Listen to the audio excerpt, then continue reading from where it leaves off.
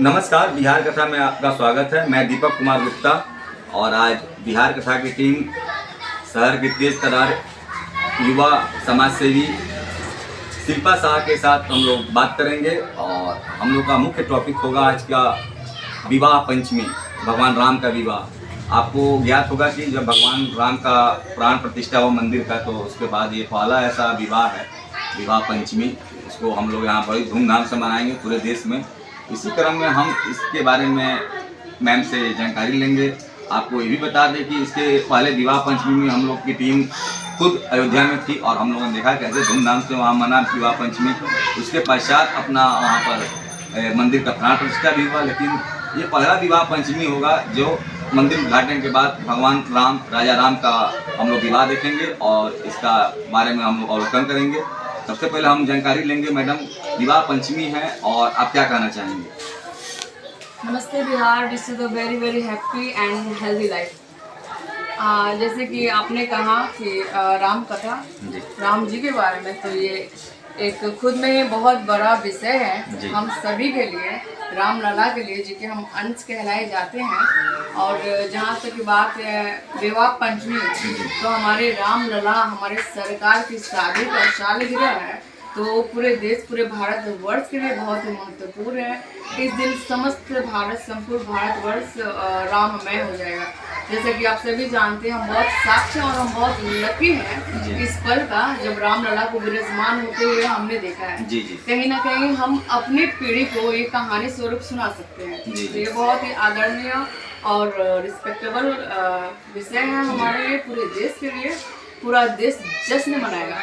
आपने देखा होगा कि रामनवमी में हर साल तो रामनवमी मनाते ही हैं, बट इस साल जो रामनवमी थी वो विशेष थी, संपूर्ण भारतवर्ष, इवन आसपास के जो भी देश है उसने सबने वो उत्सव मनाया था, जो कि हम सभी जानते हैं और न्यूज़ रिपोर्ट के द्वारा हमने देखा है।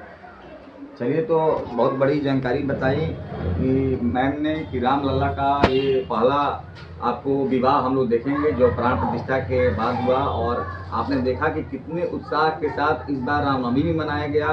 तो कहीं ना कहीं जो उत्साह है इस बार राम विवाह में 4 गुना रहेगा। और राम विवाह का हम बता दें जानकारी कि ये विवाह पंचमी शुक्ल पक्ष की, अगहन शुक्ल पक्ष की पंचमी तिथि को मनाई जाती है हर साल। और यहाँ अयोध्या से बारात जाती है जनकपुर के लिए और वहाँ विधिवत विवाह होता है। और अयोध्या में भी पिछले साल हम लोगों की टीम रही बिहार कथा की, हम लोगों ने वहाँ देखा कि कितने सुंदर ढंग से राम विवाह होता है।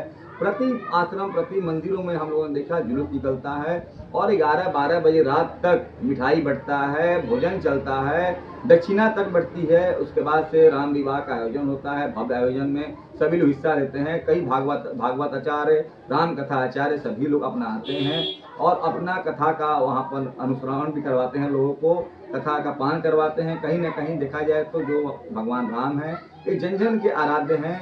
और हम एक दूसरा क्वेश्चन ये करेंगे कि मैडम, भगवान राम की तो हम लोग पूजा कर रहे हैं, भगवान राम मर्यादा पुरुषोत्तम भगवान श्री राम है। कहीं ना कहीं देखा जाए तो भगवान ने जो चीज़ का फॉलो किया, मैंने एक आदर्श पति, एक आदर्श भाई, एक आदर्श मैंने बेटा, सब चीज़ उन्होंने प्रस्तुत किया। उसी आदर्श को रामचरितमानस में तुलसीदास जी ने अपना उस चीज़ को उकेरा और समाज के आगे लाया। तो कहीं ना कहीं देखा जाए तो इस समय जो हमारे समाज में विकृतियाँ फैली हुई है और उतना चीज़, जिस धर्म में सनातन धर्म इतना अच्छी चीज़ है, उसको छोड़कर लोग आपस में लड़ रहे हैं, झगड़ रहे हैं चंद पैसे के लिए, चंद जमीन के टुकड़े के लिए। इसको कैसे आप मैंने अपने नज़रिए से क्या कहना चाहेंगे इस पर?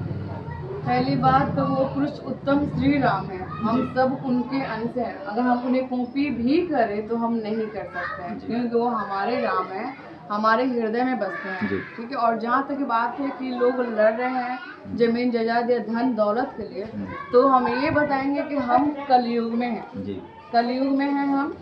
हमारे भाई बाप जो भी हैं बहुत ही सर्वश्रेष्ठ हैं, बट राम की तुलना से हम नहीं कर सकते हैं। हर इंसान कभी स्वार्थी है। मेरे पिता अपनी बेटी के लिए स्वार्थी हैं, मेरे भाई अपने बहन के लिए स्वार्थी है, मेरी माँ मेरे लिए स्वार्थी है।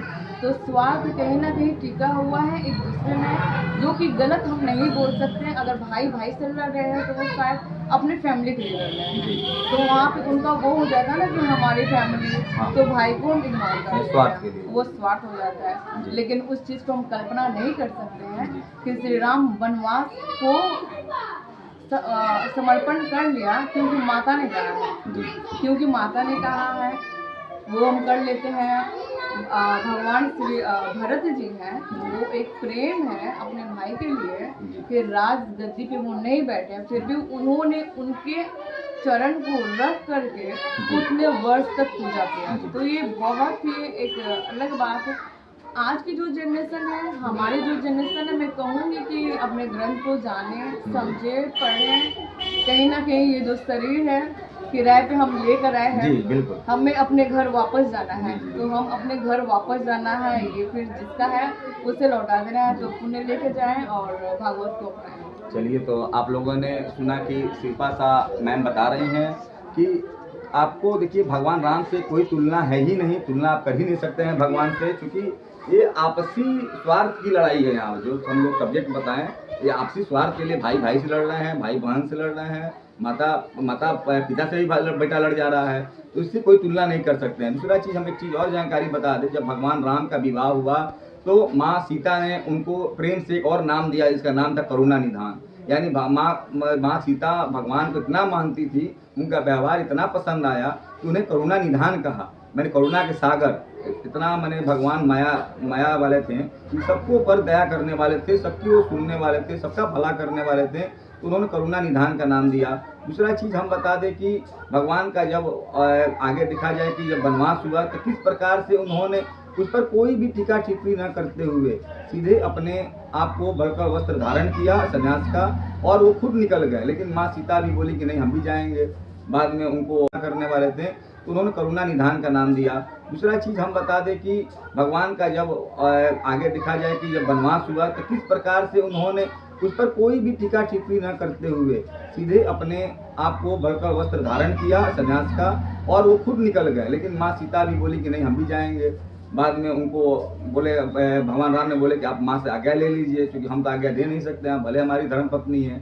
उसके बाद लक्ष्मण भी तैयार हो गए। कहीं ना कहीं देखा जाए तो भगवान को मैंने एक आम बेटा को और कोई माँ बोल दे जाओ हमारे मार्केट में सामान लेना चाहिए। चीज़ और हम मैडम ध्यान अगर आपको आकर्षित कर दें कि कुछ ऐसे युवा हैं और लोगों के बहकाने में बोलते हैं कि मैं नास्तिक हूँ, मैं राम को नहीं मानता, मैं कृष्ण को नहीं मानता। तो मैं तो सबसे पहले उनसे यही मैं पूछना चाहा, कई मेरे दोस्त भी हैं, तो मैंने उनसे पूछा तो आप क्या महात्मा गांधी को मानते हैं? तो बोले हाँ मानते हैं। मैं ठीक है, अच्छी बात है। आप क्या सुभाष चंद्र बोस को मानते हैं? तो मानते हैं। चंद्रशेखर आजाद सबको मानते हैं। तो बोले जब आप चंद्रशेखर आजाद को मान रहे हैं, महात्मा गांधी को मान रहे हैं, विवेकानंद को मान रहे हैं, तो राम को क्यों नहीं मान रहे हैं? इसे तो ये तो मैंने दोगला वाला क्वेश्चन हो गया ना, मैंने दोगला किस्म का बात हो गया, दो तरह का बात हो गया। तो आखिर क्या कारण है? आपने तो राम ऐसी को विवेकानंद को देखा नहीं, आपने तो महात्मा गांधी को देखा नहीं, सुभाष चंद्र बोस को देखा नहीं, उसी प्रकार आपने राम को भी नहीं देखा। तो आपने इतिहास को माना, एक इतिहास को दूसरे इतिहास को नहीं माना। इसके बारे में क्या कहना है? देखिए, बहुत कम शब्दों में कहूँगी, अभिमन्यु जो थे हमारे अर्जुन के पुत्र, वो अपनी माँ के गर्व से सीखा था युद्ध करना। ठीक है, तो कहीं ना कहीं हमारे जो प्रथम गुरु होते हैं वो हमारे पेरेंट्स होते हैं। अगर हम किसी बारे में जानते हैं, स्कूल का नॉलेज को कॉपी करते हैं, तो वो अपने गुरु से करते हैं। जी। तो कहीं ना कहीं मैं चाहूँगी हर एक मदर से कि फ्री टाइम में जो आप अपने बच्चों को मोबाइल देते हो, तो कहीं ना कहीं अपने धर्म कथा के बारे में उन्हें पढ़ाइए, उन्हें बताइए कि क्या है, हमारे राम कौन है। वो सिर्फ हमारे तक सीमित नहीं है, हमें पीढ़ी दर पीढ़ी उसको आगे तक ले जाना है। क्योंकि बहुत से धर्म में होता है कि जो उनके पहले गुरु होते हैं, माता पिता, जो उन्हें सिखाते हैं, वही काम हम नहीं करते हैं। तो मॉडल होना उतना जरूरी नहीं है जितना कि आध्यात्मिक होना जरूरी है। और आध्यात्मिक होना बहुत ज्यादा जरूरी है हमारे आगे के जीवन को संपूर्ण तरह से उसे मतलब संपूर्ण करने के लिए। तो मेरा कहना यही है, माता पिता आप तो सिखाइए। जी, तो आध्यात्मिक जीवन बहुत ही जरूरी है। ये बहुत ही अच्छी बात बता रही हैं, क्योंकि अध्यात्म के बिना हम कुछ भी नहीं है। अध्यात्म जो है वो हमारे आत्मा है। एक बात को समझिए, बिना अध्यात्म को, बिना भगवान को जाने, बिना अपने धर्म के बारे जाने, तो आप क्या समझ पा रहे हैं? क्योंकि आप केवल कमा लेना, खा लेना, पैसा कमा लेना, कार खरीद लेना, बंगला बनवा लेना, यही आपके जीवन का मकसद नहीं है। जब आपने मूल चीज़ को न समझा कि आखिर वो कौन है कि जो आपको यहाँ तक भेज दिया और आपको दिखाई नहीं दे रहा है, आप उसको ढूंढ नहीं पा रहे हैं। क्योंकि आप जब माँ के गर्भ में थे, आखिर वो कौन था जो आपको छोटी छोटी उंगलियाँ बनाई, उंगलियों में आपको नाखून को सजाया, 2 आँख बनाए, आप अगर मान लीजिए भगवान ने एक आँख ना बनाता तो क्या आपके माँ बाप एक और आँख लगवा देते क्या ऐसा? तो आखिर वो कहाँ चला गया हम लोग को बनाकर, जिससे आप ढूंढ नहीं पा रहे हैं? कहीं ना कहीं उसको ढूंढने का तरीका आध्यात्म ही है। इस चीज़ को समझिए, बहुत अच्छी बात बता रही है मैम यहाँ पर। तो इस चीज़ को हमारा जो गार्जियन है उनसे हम लोग आग्रह करते हैं कि अपने बच्चों को आध्यात्मिक शिक्षा के बारे में कुछ भी बताइए, या भागवत कथा में बैठाइए, रामचरितमानस की कथा में बताइए। हम एक चीज़ और आखिरी क्वेश्चन करना चाहेंगे, भगवान राम का जो विवाह होता है तो भगवान राम के विवाह के बाद अन्नदान होता है, उसमें भंडारा चलता है, सभी को भंडारा प्रसाद खिलाया जाता है। और अन्नदान का इतना महत्व है, अन्नदान के बारे में हम आपको बता दें, अन्नदान एक बहुत ही पवित्र चीज़ है। और ये भंडारा है, केवल पेट भरने की चीज़ नहीं है, प्रसाद है। कहीं ना कहीं अन्नदान का महत्व इतना बड़ा है। हम एक छोटी सी कहानी बताएंगे 1 मिनट में आपको, कि आज से बहुत हजारों साल पहले आप लोग को याद होगा, महाभारत में राष्ट्रीय यज्ञ कराया था राजा युधिष्ठिर ने, बड़े भाई ने। जब ये राजा युधिष्ठिर ने जब यज्ञ कराया तो भगवान श्री कृष्ण से इस पर सलाह ली गई कि केशव, हम लोग तो यज्ञ करा रहे हैं, लेकिन ये कैसे माने कि ये हमारा यज्ञ कंप्लीट हो गया? वो बोले कि हाँ, मेरे पास 2 कारण है, एक कारण बता देंगे कैसे यज्ञ होगा, कैसे यज्ञ कंप्लीट हुआ। तुम एक बहुत बड़ा घंटा लाओ, जिस घंटा को तुम लोग बजा नहीं सकते हो, अगर वो घंटा अपने आप बज गया तुम्हारा यज्ञ कंप्लीट हो जाएगा। तो बोले ठीक है, घंटा बांध दिया गया, पूरा यज्ञ हो गया, यज्ञ कंप्लीट हो गया। उसके बाद अर्जुन, भीम, सबको अहंकार होने लगा कि मेरे भाई जैसा कोई दानी नहीं है, इतना दान किया, करोड़ों अरबों दान कर दिया, हाथी घोड़ा सब, यज्ञ कंप्लीट हो गया। तभी वहाँ पर कुछ लोग बोले घंटा तो बजा नहीं, आगे कैसे यज्ञ कंप्लीट हो गया? तो बाद में इसको भगवान श्री कृष्ण वहाँ पहुँचे तो उन लोगों ने उनसे क्वेश्चन किया कि जैसो आपने तो जो घंटा बजवाया है, बनवाया है, वो अभी तक बजा नहीं, आगे सभी लोग बोल रहे हैं यज्ञ कंप्लीट हो गया। वो बोले कि नहीं, यहाँ ऐसा नहीं है, यज्ञ तुम लोग कंप्लीट नहीं हुआ है। तो बोले क्या कारण है, हमको बताइए, हम लोग चाह रहे हैं इतना जब हम लोग खर्च किए कि यज्ञ कंप्लीट हो जाए। उन्होंने बताया कि अभी भी तुम्हारे राज्य में एक ऐसा व्यक्ति है जो जंगल में किसी कोने में बैठा हुआ और भोजन नहीं किया है, अगर वो तुम्हारा भोजन कर लेगा तो यज्ञ कंप्लीट हो जाएगा। फिर राजा युधिष्ठिर स्वयं वहाँ पहुँचे, 5 भाई पहुँचे, और राजा युधिष्ठिर ने उसको बाइज्जत लेकर अपने यज्ञ मंडप में आए और पहला जो निवाला अपने हाथों से उसको उस आदमी को खिलाया। जैसे पहला निवाला उसने खाया, घंटा टन टन टन टन बजने लगा। यानी आप अन्नदान का इतना महत्व है कि अन्नदान अगर सही से ना हो आपके यज्ञ का, वो तो आपका पूर्ण यज्ञ पूर्ण नहीं होगा। अन्नदान के बारे में क्या कहना चाहेंगे? अन्नदान करना बहुत बड़ा विषय नहीं है, हम सक्षम है, इवन हम सारे लोग सक्षम है कहीं ना कहीं कि एक भूखे को खाना खिला। जी बिल्कुल, क्योंकि कहीं ना कहीं हमारे घर में जो खाना बनता है तो एक आध 2 आदमी का एक्स्ट्रा ही रहता है। अभी जो बच गया उसको फ्रिज में रखेंगे, हो सकता है फ्रिज में रखने के बाद भी कोई नहीं खाता है। तो मेरा पॉइंट ये नहीं है कि घर का खाना किसी को खिलाओ, नहीं। मेरा पॉइंट ये है कि भावना रखिए वैसे कि किसी को हम खाना खिलाएं, जरूरतमंद। जब भावना आप खुद रखेंगे ना तो वो बहुत बड़े ज्ञानी है, वो खुद आपको उस रास्ते पे चला देंगे और आपको हर कुछ दे देंगे। वो देने वाला उनका हाथ है, बस नाम तो आप ही का होगा। जी। तो बस भावना रखिए, बाकी सब कुछ। देखिए मैम का सीधा कहना है कि आपका जो भावना है उसको पवित्र रखिए। ये बहुत बड़ा टॉपिक्स नहीं है, लेकिन जरूरतमंद, आपको भगवान ने इंसान बनाया है तो आपके अंदर इंसानियत जिंदा होनी चाहिए। ये केवल बोलने की चीज़ नहीं है, सजावट की वस्तु नहीं है कि आपने बिल्डिंग बना ली है, सब्जी कर ली है, अपना पेट भर रहे हैं। कहीं ना कहीं ये आपकी सामाजिक दायित्व भी है। अगर आपके घर के बगल में कोई इंसान भोजन नहीं किया है, जरूरतमंद नहीं किया है, तो उसको भोजन देने की जिम्मा आपके अंदर है। क्योंकि भगवान का ये कार्य है, सबका पेट भरने वाले, चींटी से लेकर हाथी तक का पेट भरने वाले भगवान है। जैसे आप उनका कार्य करते हैं तो भगवान उसका कई गुना लौटाते हैं। जैसे आपने देखा कि कैसे यज्ञ, राजसूय यज्ञ जिसमें आपको राजा युधिष्ठिर का यज्ञ हुआ, तो कैसे उसको पूर्ण कराने में भगवान ने सहयोग किया।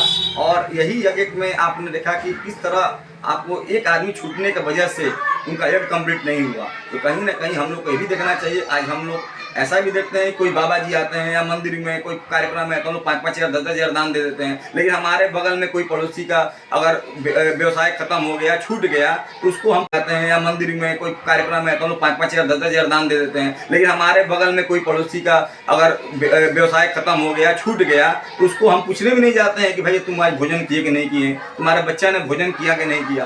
तो इसका सीधा असर आपके भी बात पड़ता है, क्योंकि आपके बगल में है वो, उसको आप देखते हुए आप उसको इग्नोर कर रही हैं। कहीं ना कहीं भगवान उसका द्वेष में, उसका दोष आपके ऊपर मढ़ते हैं।